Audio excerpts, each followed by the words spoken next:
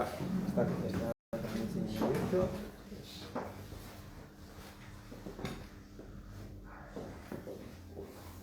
Doncs mira, benvinguts a tots els que ens esteu seguint també per internet i que ens veureu, a tota la resta. Doncs avui presentem Samaniat, aquest llibre de relats de temes fantàstics, de bruixeria, temes apassionants, místics, que sempre són temes que moltes vegades desconeguts, però que ens generen una certa curiositat, no? Els no entesos, aquí tenim tres experts, però els que no en saben gaire, però que sentim curiositat, realment tenim ganes de llegir aquest llibre i d'escoltar el que ens diuen l'Edgar Cotes, l'Alicia Gili, d'Edicions Sec, i la Ramona Soler, que a la vegada també tenen 3 dels seus relats estan dins d'aquesta compilació. Així que res, benvinguts a l'Irreductible, Espai Cultural, els donem pas i esperem que ho gaudiu. Vinga, gràcies. Gràcies. Hola, bon migdia. Gràcies a tots i totes per estar aquí. Com ens comentava, nosaltres som d'Edicions Sec, una editorial petita que treballem una mica el que és el fantàstic en català. La idea és una mica treballar els autors locals, els autors de casa nostra, que fan gènere fantàstic i de ciència-ficció, però també treballar amb il·lustradors i il·lustradores de casa nostra, com per exemple, en aquest cas, la Txell Octaviz, que ens ha fet aquesta magnífica portada, o el Bernat Gómez, que ens ha fet les il·lustracions interiors de cada un dels relats, que el que ha intentat és imbricar les il·lustracions en cada relat segons el que parlava cada autor, fent un diàleg entre l'il·lustrador i el relat de cada autor. Tal com ens explicaves, Samaniat és un recull de bruixes. De bruixes que parlen d'allò misteriós, d'allò que els reuneix, Samaniat és la paraula, ens ho explica una mica en el pròleg Arnau Folch, que és especialista en mitologia catalana, ens explica d'on prové el terme bruixa i d'on prové el terme Samaniat. I ens explica l'Arnau que, per exemple, aquelarre no és que no sigui una paraula catalana, s'utilitza, però s'utilitza més al nivell de terme legal, o sigui, quan les bruixes eren acusades, s'acusava que feien aquelarres, diguéssim, eren acusades en un judici, amb els papers legals d'enjudiciament de les bruixes, es deia, han fet un aquelarre. En canvi, a nivell popular, entre la gent, es deia, han fet un aplec, les bruixes fan un aplec, fan una assemblea, fan un samaniat. O sigui, samaniat a nivell popular té aquest terme més d'assemblea, de recull, de lloc de trobada de les bruixes. I aquesta és una mica la diferència entre els dos termes. No és que aquelarre no s'utilitzés a casa nostra, sinó que serien sinònims, però que s'utilitzarien en moments diferents. I aquí és el primer que trobem a Samaniat, és aquesta introducció que ens fa l'Arnau Folch des de la lingüística, ens ensenya, ens explica què és el terme bruixa, què és el terme samaniat a casa nostra des de l'edat mitjana, des del llatí, des de les llengües cèltiques, des de les llengües ibèriques, fins avui dia com han evolucionat la paraula bruixa i la paraula samaniat. Després trobem tota una sèrie de relats, uns més bizarros, com el del Sergi Geoset, altres més de referents clàssics, com pot ser el de l'Edgar, que té referents des del Pedrolo al mateix Ray Bradbury, per exemple, o altres més de llegenda clàssica, com pot ser el de la Ramona. Per exemple, altres esbojarrats i d'humor, com poden ser el meu mateix o el del David Gómez Simó, no? Relats diferents tots ells, no? Perquè cada autor ha tingut llibertat o autora ha tingut llibertat creativa total a l'hora d'explicar la seva història, però sempre amb un fil conductor. És Samaniat, a Plec de Bruixes, portar el tema de les bruixes a l'actualitat, no? O sigui, tu pots partir de la tradició o de la llegenda antiga, però ens expliques la història avui, no? Què passa? Si avui encara trobem bruixes, què passa? Avui, per exemple, un dels autors, Toni Herrero, ens diu jo, pandèmia, un any tancat a casa, vull fugir d'això, no? I quan intenten fugir de la pandèmia, del sentiment d'angoixa de la ciutat de Barcelona, de tancar-se, acaben a Viterna.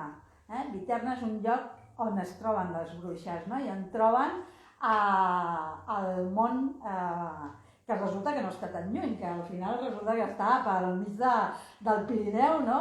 O sigui que compte, si ara aquest cap de setmana us decidiu a sortir de la ciutat, doncs els llocs on podeu trobar les bruixes no estan tan llunyans com ens podem pensar, no? Però és un lloc on sortir del desangoixament, de sortir de la pandèmia, d'això. O sigui, cada autor ha actualitzat el mite i l'ha reactualitzat. La majoria han donat un toc polític, per exemple, o un toc de denúncia, no? Des de situacions de la pandèmia mateixa, situacions de denúncia política, des de pisos turístics a la ciutat, no?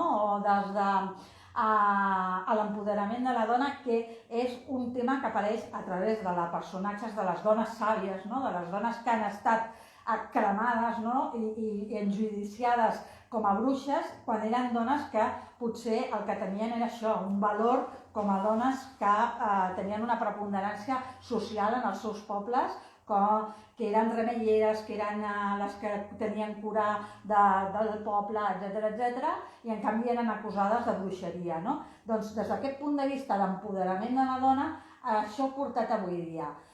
I he portat molt al terme urbà, no? També, per això, l'autora de la portada ens va fer aquesta bruixa que podríem dir que és boscana, no? Però la va posar en aquest fons, no? D'una ciutat urbana, no? Perquè d'una ciutat industrial. Perquè volia, no? Doncs, dir aquesta manera de reposicionar el relat, diguéssim, de la bruixeria, del samaniat, del conjunt de dones que s'empoderen, que s'ajunten per enfrontar-se a l'heteropatriarcat, a la manera de veure'ns, no? A les dones d'una forma diferent, i d'ajuntar-nos i de fer assemblea, de fer samaniat, i dir, estem aquí i volem viure d'una manera diferent. I cada autor, això, i autora, ho ha viscut d'una manera diferent. En aquest sentit, tenim aquí a dos dels autors, l'Edgar i la Ramona. Tres. Jo també he fet un dels relats, després al final en podem parlar, però primer els farem parlar amb ells. La Ramona ens ha fet el relat Ofrenes i recompenses, que a més, en aquest cas, és un relat que està clarament situat a la ciutat de Lleida, no? O sigui, quan el comenceu a llegir, pensareu, després de llegir les primeres planes, direu, ostres, jo no torno a agafar una nit de boira al carrer Major, perquè t'acolloneixes. Comences a llegir i jo, quan me'l va enviar, vaig pensar, mare de Déu senyor. I llavors, quan arribes a una porta amb llum que dius, ostres, els passos que sento, la boira, tot fosc, comences a angoixar-te i veus una llum que sembla salvadora, però no ho és. És que les aparences no sempre són el que són, no? Això va sorgir d'una vegada que sí que estàvem fent una presentació en un restaurant del carrer Cavallers i en sortir resulta que tots anaven cap dalt que tenien el cotxe dalt i jo el tenia baix i vaig anar sola cap al carrer Major, Sant Antoni, i resulta que llavors està tot tancat i mai havia passat per aquests carrers quan no hi havia gent i les botigues estan totes tancades, està tot abaixat i camines i només et sentes els teus passos. Bueno, jo vaig agafar aquesta idea per començar el relat, no? Per començar per aquí, començar que un fa una mica tard i el que passa és que no només sent els seus passos, sent algú, no el veu, diu, saps què, trencaré per carrer Cavallers i així veig si passa algú, no passa algú, però al cap d'una mica continuo sentint aquests passos. La por és una cosa que ens fem molt nosaltres mateixos, no?, també.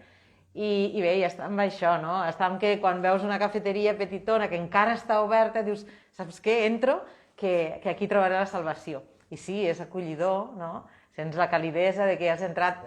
Altra cosa és aquesta, que és la boira, que no et deixa veure a 4 passes d'on ets, i llavors és com un refugi, un oasi, no?, dins d'això. I aquí trobarem algun personatge, i aquí trobarem el poder d'atracció, el que l'ha tret cap a aquesta botiga, no?, la bruixa, i és com els contes d'abans, no?, la bruixa que t'atrau i que es queda amb els nens, en aquest cas ja són homes, no?, i bé, i després ja derivem una mica cap a l'erotisme i acabem amb el samaniat, no?, que és l'objectiu que teníem, no? Perquè en aquest cas, en el teu relat, Ofrenes i recompenses, tu has treballat molt bé el tema de la sensualitat, no? O sigui, el tema de l'erotisme, de la sensualitat, el teu relat primer té la primera part, el tema de la por, molt clar, no?, i que ens atrapa des del primer instant, però després hi ha aquesta sensualitat, aquest erotisme que ens deixa frapats també, no? I hi ha una tercera part en què ara anirem, després, que és la recompensa, que a vegades no és tan bona com sembla, però explica'ns, no?, com has treballat això de l'erotisme. Jo és que a mi la màgia sempre m'ha agradat moltíssim. A mi els mags, jo deixo que m'enganyin. No estic mirant a veure si li veig la màniga que hi té. No, jo vull que m'enganyin. A mi m'encanta la màgia, no? I quan vas dir, vinga, fem un de bruixes, les bruixes també m'agraden moltíssim. I llavors vaig pensar, també vau dir, que hi hagi això, una mica d'allò, fiqueu el que vulgueu. I vaig pensar encarar-ho cap aquí, no? Cap a l'erotisme, la sensualitat, l'atracció aquesta que tenen les bruixes i que és capaç de fer el que vulgui amb la presa que ha capturat, no? La cosa és això. Llavors, d'aquí derivem una mica, ho elevem al quadrat o més i més, no? Perquè la sensualitat va una mica cap al canibalisme, sense ser massa descriptiva, no? Ho deixo entendre, no?, el que va. I després, a més, aquesta bruixa, diguem que això ho fa pel seu consum propi, per dir d'alguna manera, però que alhora està buscant una ofrena per quan fan els samaniats, que ells tots porten ofrenes, i clar, buscant la millor ofrena per aconseguir una recompensa, no? D'aquí el títol, no? Ofrenes i recompenses. I és això, aquesta petita cafeteria és el seu lloc de captura ara mateix, però pot ser que canviï de lloc en qualsevol moment, també això. Una cafeteria que quan reconegueu la porta millor no entreu, vigileu el carrer Cavallers, vigileu les cafeteries del carrer Cavallers, No necessita això. La meva filla em va dir això, Ara aniré mirant i jo dic, no sé, igual no n'hi ha cap, De restaurants sí que n'hi ha, però de cafeteries no sé. Però bueno, jo la vaig posar allà, però també vaig dir que feia un temps que estava allà, però que podia ser que ara canvio de lloc i la poso en un altre carrer, no? Quan el territori de casa pot anar variant, no? Aquí està la cosa. Després tornarem a ofrenes i recompenses, però ara volia fer una petita introducció al relat de l'Edgar. L'Edgar normalment ens té acostumat a contes, de fet, tirant a Bizarro, tirant a poc ortodoxes, tirant a personatges molt anats de mare, no?, d'alguna manera. I en canvi aquí ha canviat totalment el seu paradigma i ha fet una cosa que ell diu, volia com una mica trobar-me amb un dels meus referents, que és en Ray Bradbury. Per què? Per què aquest canvi?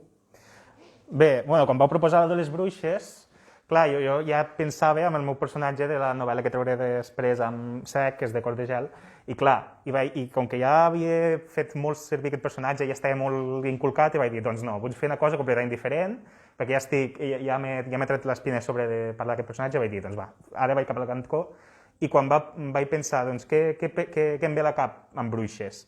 Doncs primer em ve a cap les cremes de bruixes i tot plegat, i aquesta repressió contra les bruixes i contra tot, i aquesta crema, i clar, i al pensar en la crema, i a mi em ve de seguida el Bradbury, el Fahrenheit 451, i em va lligar caps.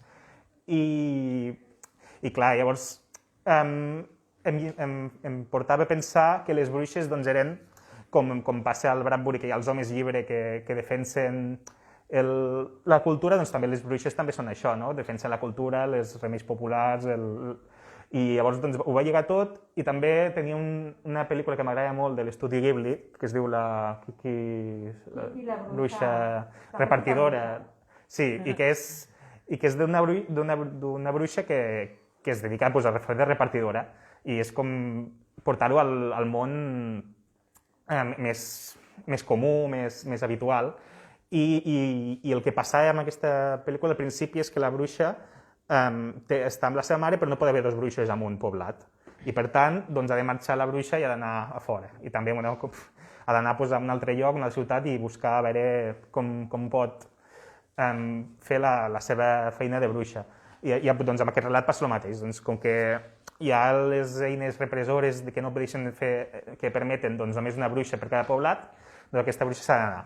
I el relat comença amb un diàleg entre la mare i la filla, i es veu el xoc entre dues generacions sobre què pensen de com enfrontar-se a la repressió, a les coses que creuen injustes del món i a com lluitar per defensar la cultura. I és un diàleg, i vaig començar el relat amb un diàleg, és pràcticament només diàleg, no hi ha descripció, al principi, que és una descripció que va lligant tot el relat, però en definitiva al principi és un diàleg entre una mare i una filla, i a veure com es barallen i com fan aquest canvi generacional, i a veure com poden compaginar les dues formes. Perdona, jo t'he de dir que m'he sentit molt identificada amb la conversa de mare i filla, perquè està molt ben captada, és molt intimista i té molta raó, serien exactament així, no? Vull dir, l'he vist molt creïble i molt bé. Merci. De fet, els relats de cadascú dels autors i autores són molt diferents. Cada autor treu el relat, o sigui, fora del fil conductor, cada autor o autora treu el relat com li sembla millor o pitjor, que li surt de l'ànima, no? I jo crec que en aquest cas el teu relat és molt diferent a la resta, que han sortit relats molt eròtics, o relats molt humorístics, o relats molt políticament reivindicatius, i el teu té un rerefons políticament reivindicatiu, que és aquest, el de la cultura, el dels llibres que estiguin en primera persona, però és el més líric, el més oníric. Aquesta vessant teva com a escriptor més líric no la coneixíem. És una vessant que vols treballar? Sí, no, volia canviar una mica, perquè clar, ja havia fet molt, primer més autorreferencial amb el llibre de microcontes que tinc, més jugar amb referents, i l'altre que era més jugar amb l'esborratge ràpid, a veure fins on portava el límit, i amb aquest doncs el que volia és, mira, volia experimentar i veure com me'n surt fent res més poètic, més jugant amb les paraules i amb símbols. M'agrada veure com queda, i estic content del resultat. Tornem a la Ramona.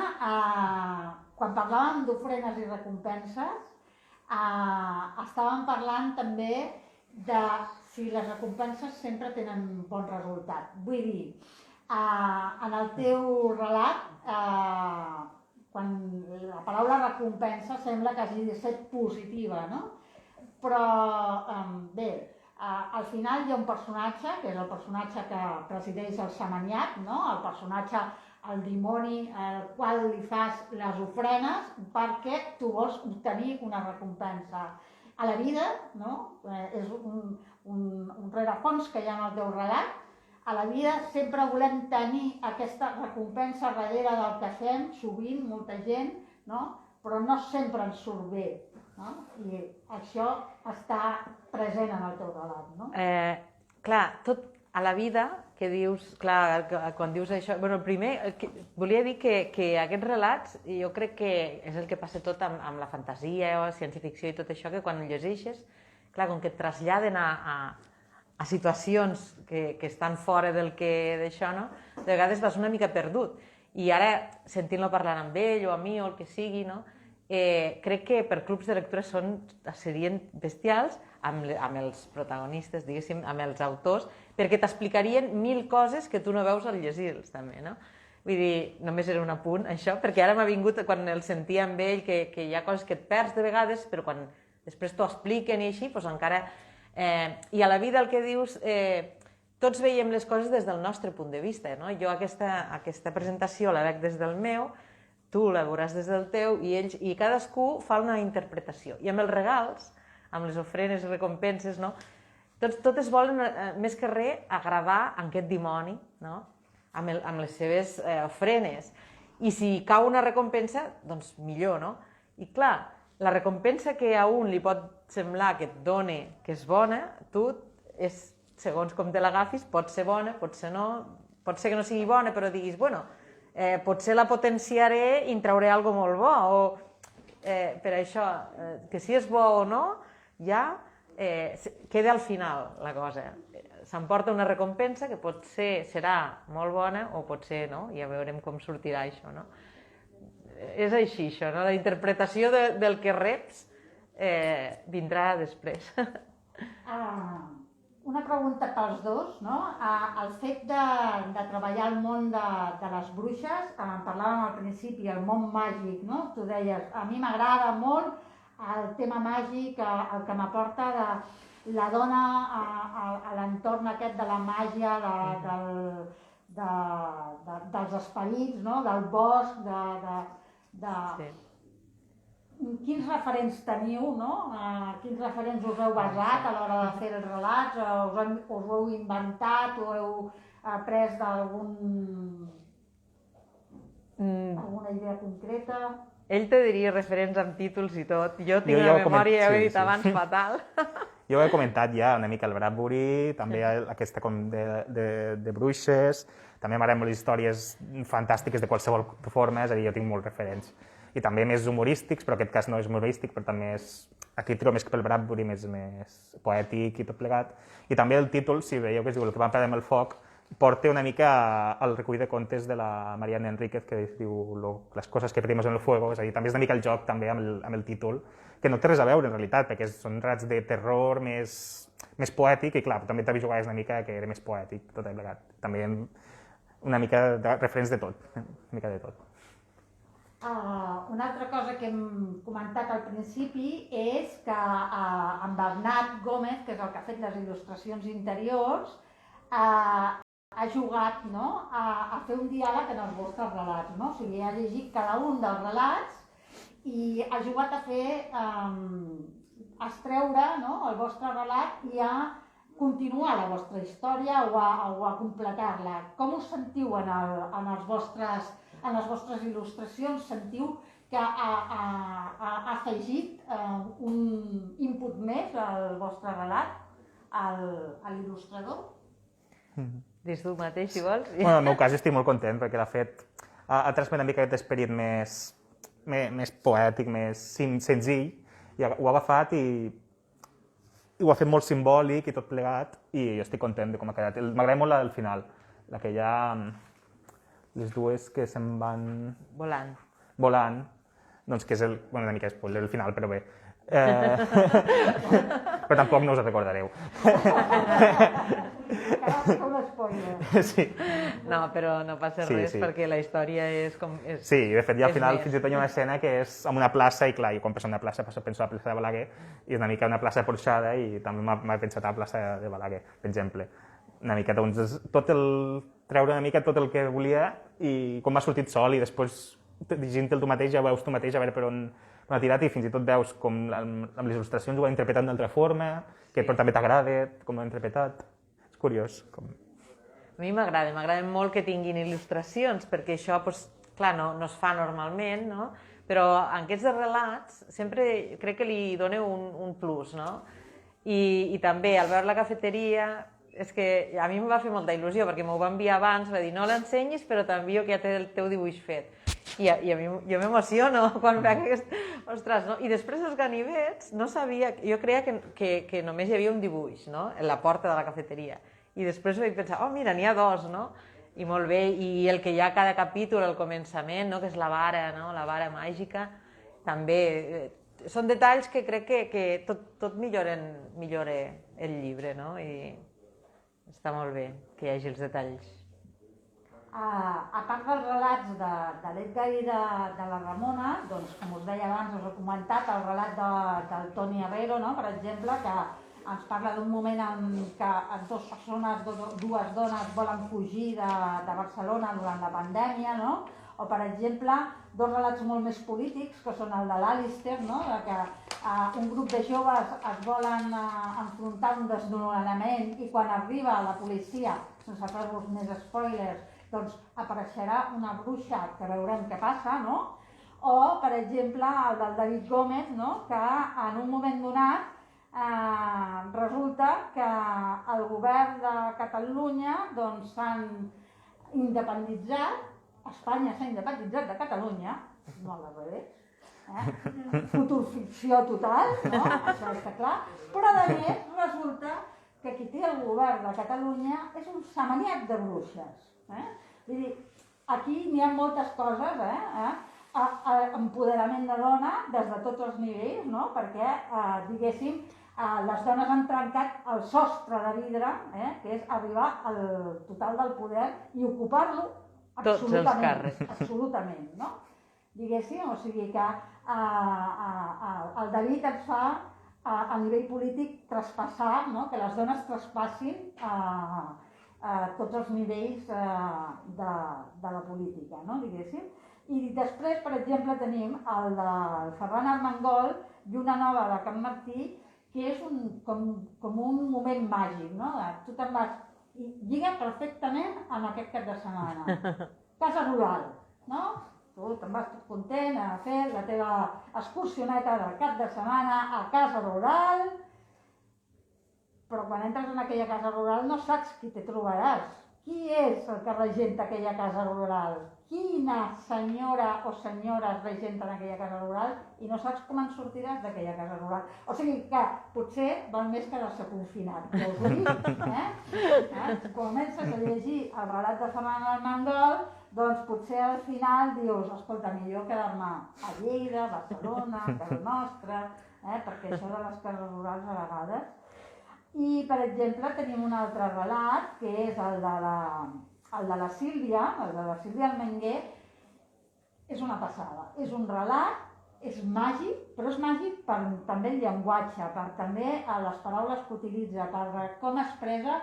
És una, suposadament, també es basa en el món que estem vivint, no?, d'aquesta pandèmia, i ella l'ha portat un pèl més enllà. L'apocalipsis ha sigut total, els homes gairebé han desaparegut, les dones, ella ho explica a nivell, perquè en els animals hi ha determinats animals que funcionen així, que les femelles es reprodueixen a si mateixes com a clons, no, diguéssim, una dona fa les seves pròpies filles i així, i els homes, que són de les dones que han sobreviscut a aquest apocalipsis molt millor que els homes que han acabat siguent aquests borgs, doncs ens fa veure com la societat, no, podria ser molt més empoderada a través de les dones i molt més civilitzada a través de les dones, amb aquesta visió, no, d'una feminitat diferent, no, diguéssim. I és per un relat molt líric, molt oníric i molt, molt, molt bonic. El llenguatge és molt poètic, aquesta sí que és un llenguatge molt especial. I m'ha agradat molt aquesta idea, que quan la va explicar, que vam fer una presentació, una entrevista que ens van fer, la documentava una mica, no? La idea de que, clar, hi ha animals que no necessiten dos per procrear, no? I em va agradar molt perquè tenia una cosa començada i vaig pensar, aquí m'encaixaria molt bé això, m'ho apunto. I molt bé, aquesta m'ha agradat també. De la realitat i portar-la al més enllà, no? D'extrapolar i d'estirar el fil, no? Fins més enllà del que és possible, no? Diguéssim. Hi ha una altra cosa que m'interessa, perquè, per exemple, tu havies treballat sempre al microrelat, ara, diguéssim, estàs començant a treballar relat més llarg a través de diferents reculls i per primera vegada treballes una novel·la. Com ha estat el canvi aquest de micro, vol dir Twitter, Twitter, Això és el que feia fins ara, 140 caràcters i que tinguessin sentit. Com ha anat aquest canvi? Explica'ns-ho. Bueno, a veure, a microrelats arribes a un punt que o et quedes sense idees o tens ganes d'allargar, depèn. Jo crec que també cada idea que tens té una duració i natural. Ja, quan vulguis, a vegades que és només com una mena d'acudit i vols fer dos línies i ja està. Però hi ha idees que et porten més lluny, cada vegada vas més lluny i més llarg i tot això. I és el que em porta la idea i el temps que tinc i tot plegat. I no ho sé, també tinc ganes de fer alguna cosa més llarga i... Sí, bàsicament això. I anar canviant i cada idea està viva i a veure que... Bueno, suposo que ja escrius tu també, ja ho veus, que no pots planificar a vegades. Jo quan escric no planifico, jo escric i després ja veurem com encaixa, ja ho revisarem i tot plegat. M'agrada escriure raig i... Bueno, les tinc pensades al cap, tampoc hi penso al principi i al final, però m'agrada veure què em trobo. I per tant, doncs, aquest és més intuïtiu i a veure què passa. En el teu cas, concret, diríem que, tot i que hem explicat que en aquest relat potser has fet un relat més líric i més clàssic, ets un autor que tires fins i tot cap al bizarro o cap a la manera d'escriure poc ortodoxa. Explica'ns una mica a tots plegats com és la teva manera d'escriure, què és el que t'agrada d'aquest gènere, no? Explica'ns. Vols dir, de més esbojarrat i tot plegat? Bé, no, la idea, a veure, depèn de cada conte, per exemple, el recull anterior que vam fer hi ha el personatge que també tinc a la novel·la i neix més com, per exemple, amb el relat i la novel·la que he escrit, va més d'un personatge i a partir del personatge doncs, vas obrint camí. I com que aquest personatge era molt esbojarrat, doncs ja portava la idea esbojarrada. I doncs és això, tampoc no planifico, ara escriuré una cosa així, sinó que tens un clic, una idea, no sé, una paraula a vegades que et porta a escriure el que vulguis. Llavors, tu no planifiques, però després quan has escrit hi ha gent del gènere que treballa el gènere, com per exemple Hugo Camacho d'Ortini Press, que diu: ostres, Edgar, estàs fent bizarro, no t'ho has plantejat, et ve després. Bé, a vegades també és pels referents que has llegit, també. Al final, quan no escrius sobre una tàbula rasa, sobre res, escrius sobre el que llegeixes i sobre els referents que tens i moltes vegades és inconscient. I sí que dius, vull escriure una història de zombis, doncs l'escrius. Però pots fer això també, però potser a vegades te surt forçat. Vull dir, jo crec que a vegades quan te diuen una cosa no té per què te surt una cosa interessant, potser perquè a vegades és més el que et surt de dins que una cosa molt forçada. I després ja la gent ja fica les etiquetes i al final has d'escriure el que vulguis, el que et fa il·lusió i tens ganes. Molt bé. Una mica el mateix per tu, Ramona, però a l'inrevés d'alguna manera. Tu normalment escrius novel·la i novel·la llarga. Tot i que col·labores amb reculls, de relat de novel·la negra i a vegades també fantàstic. Però el fantàstic no és la teva primera tirada, tot i que t'agradi. Explica'ns què és el que escrius, com, quan... En realitat també vaig començar Bueno, tinc uns microrelats, el mateix que ell, però no els he publicat jo, que eren 100 assassinats en 100 paraules, no? I llavors els tinc guardats i el que diu que algun t'estira i dius agafo aquesta idea per desenvolupar-la i fer un relat, no?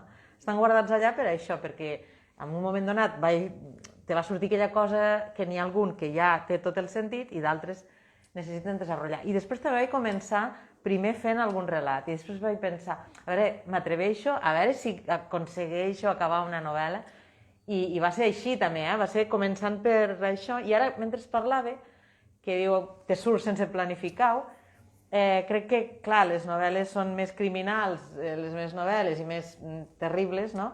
Potser, però les fantàstiques me surten més romàntiques, eròtiques, i no sé per què, perquè tampoc m'ho havia plantejat mai, però ara estava pensant que vaig al que feia la revista de la Sílvia, que es deia Inèdits, és una història que sempre m'estic preguntant, la llargo, què faig, que també anava de somnis i així, però també era d'un amor, no?, en realitat. I després el bestiari també és molt romàntica, no?, encara que siguin bèsties, i em surt sense voler, no? Llavors, no sé, la part màgica me l'ha de estimar d'una altra manera, no? Llavors, és així, no? És tal com em surt. Molt bé. Bé, us comentaré una mica el meu relat per dir-vos que el meu relat també té una visió bastant política, però també divertida, no?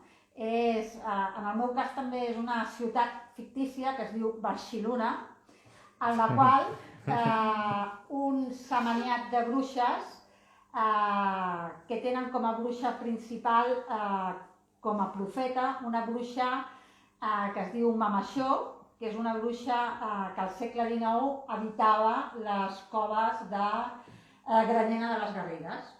I aquesta bruixa va fer totes unes profecies, i a partir d'aquestes profecies, les bruixes d'aquest semaniat han fet un programa polític i han guanyat les eleccions de la ciutat de Barcelona. I a partir d'aquí han creat un programa polític que va en contra dels edificis turístics, que va en contra de la gentrificació de la ciutat, que va en contra a favor dels immigrants, etc. Llavors,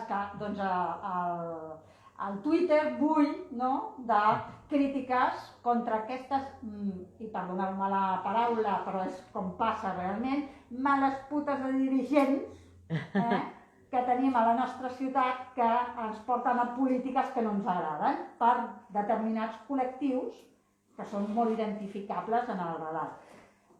Hi ha aquesta crítica social al darrere, però amb un to divertit i molt d'hipertext, d'interactuar a través del Twitter entre el lector i aquestes bruixes, que totes elles tenen un nom i una regidoria que és la regidoria de Putxinel·lis i entreteniments, i que un es diu que la bruixa, que és una planta aromàtica de les nostres terres, de per aquí, etc. O sigui, com molt delimitat d'aquí, de les Garrigues, diguéssim.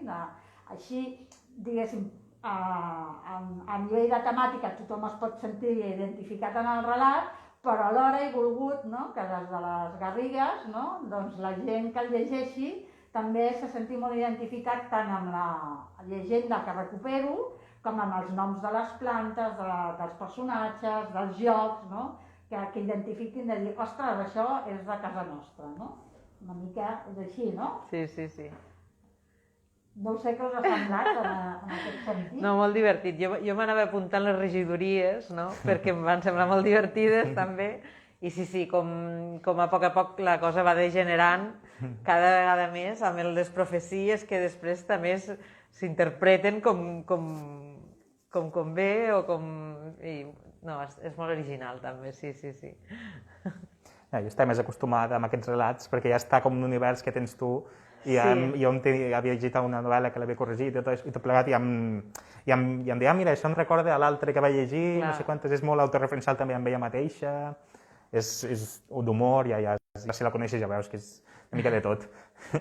La meva idea era aquesta, no? O sigui, recuperar referents de les Garrigues perquè, doncs, jo recordo que aquesta llegenda, quan me la van explicar la primera vegada, era una cançoneta popular que es cantava a les llars d'infants, no? De Bruixa Mamaixó, que té, doncs, res, un paràgraf, no? I la gent del poble gairebé no la recordava, però algú de Granyena em va dir que hi havia una enciclopèdia que l'editorial Pagès té de diversos volums sobre reculls de tradicions i llegendes i tal, que estava recollida aquesta llegenda de la Bruixa Mamaixó.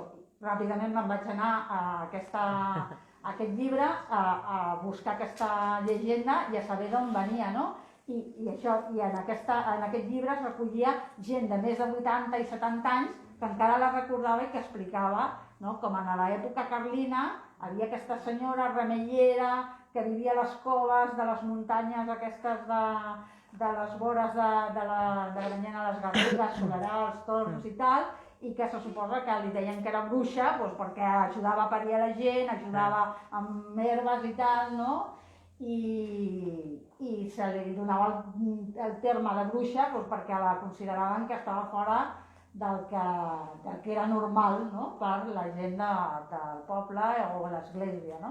I a mi em va agradar molt aquesta idea, ja la vaig recuperar amb un altre conte que havia publicat a Inèdits, però aquí la vaig voler tornar a recuperar, no? Diguéssim, amb un format molt més esbojarrat, molt més irònic, molt més humorístic, i també polític en el sentit aquest de la crítica que hi ha al darrere. Bé, ja crec que us hem tret molt de temps. No sé si algú té alguna pregunta o vol fer als nostres autors alguna consideració. Ho hem deixat tot clar. Bueno, sempre al final és el que costa, Jo m'agradaria preguntar-vos, els relats, tots els relats d'aquest volum són ficció o n'hi ha algun que estigui basat en algun autor que estigui basat en alguna llegenda, ja sigui popular o el que sigui, per muntar la història? De fet, la meva ja us dic que està basada en aquesta llegenda de les Garrigues i, per exemple, el d'Antoni Herrero estava basat en la llegenda, o sigui, amb la idea de la Viterna, del lloc aquest mític de les bruixes, no? Per exemple, el relat del Sergi Geuset es basa en una llegenda de les Balears, que és la de la Maria Enganxa. A veure, el Sergi Geuset fa servir molt hipertext, per tant, hi ha llegendes, referents, pel·lícules, tot, sempre hi ha molts referents, no? Però un dels referents és de Maria Enganxa, que és una llegenda de les Balears, on representa que la Maria Enganxa està en un pou, no? On a les persones, en teoria els nens petits que es porten malament, però la llegenda va més enllà, no? Les persones que es comporten malament, si tu t'apropes al pou i t'has comportat malament o has tingut Maria t'enganxa amb un ganxo i vas a sota el peu. Les llegendes catalanes tenen molt mala bava, o sigui, compte amb les tradicions catalanes, no? Hi ha altres que no s'ho explicaven, ells han deixat anar la imaginació a partir de referents genèrics, de bruixes, però no, altres autors sí que s'han basat en fets concrets de bruixes, no? Fins i tot el relat del Sergi, si mireu el títol, es diu Reso jo i el samainat balla, o alguna cosa així. I et porta també a un llibre que s'ha sabut molt últimament, és un joc de referents constant i és molt poètic, és molt diferent al que esteu acostumats i també és molt curiós perquè hi ha aquest recull de tants estils i tant... És la gràcia també del recurs. És un himne i està fet com una cançó, no? I qualsevol relat d'un autor, doncs potser t'agrada un més o menys, però veuràs estils diferents i formes de tractar. Doncs la idea de la bruixa, la idea així més feminista, de veure com... Tots són molt diferents, també, sí, l'estil. Per exemple, el David Gómez el que fa en el seu títol, el canvia, el Malleus Maleficarum, que és el llibre sobre les bruixes que es va fer en l'època de la Inquisició per parlar de la bruixeria i per la seva persecució, ell ho canvia per Malleus Politicarum, altre conegut com el martell dels hipòcrites, no? Perquè com que ell el que fa és criticar la política actualment, utilitza el títol aquest, no? de la persecució de les bruixes en l'edat mitjana per criticar la política que fem nosaltres avui dia. No? Bueno, no sé si teniu alguna cosa més, si no, ho deixem aquí. Gràcies. Gràcies per haver vingut. I també un decorat molt xulo hem tingut avui, un decorat molt adient, no? És un decorat molt cèltic, sí. Que faig una mica de publi, tenim una meravellosa exposició de la Palmira Rius. Estem fent el mes dedicat a la literatura escrita per dones, a la irreductible, on donem molta preferència a les escriptores, i en aquest cas aquesta exposició, a part de lo maca que és, ens va perfecta dins d'aquesta temàtica perquè combina el que són les obres d'art amb cada una, veureu que té un text molt interessant on una escriptora de Lleida, en aquest cas són 18 escriptores de Lleida, doncs expliquen una mica, fan aquest lligam de la inspiració de l'obra d'art amb un text seu, no? Llavors és molt recomanable que la passeu a veure tots els que no l'heu vist. Fins al final de mes la tenim aquí. Molt bé. Moltes I per suposat llegiu Savanyà. Molt bé. Moltes gràcies a l'Irreductible, a tots vosaltres, per haver-nos acollit en aquesta primera presentació presencial, no només de Samanyà, sinó d'edició en sec des de fa més d'un any. Perquè ens fa molta il·lusió de poder estar una altra vegada amb vosaltres, de veritat, després de tanta pantalla, tenir-vos a prop, relativament a prop. Molt bé. Sí. Gràcies a tots.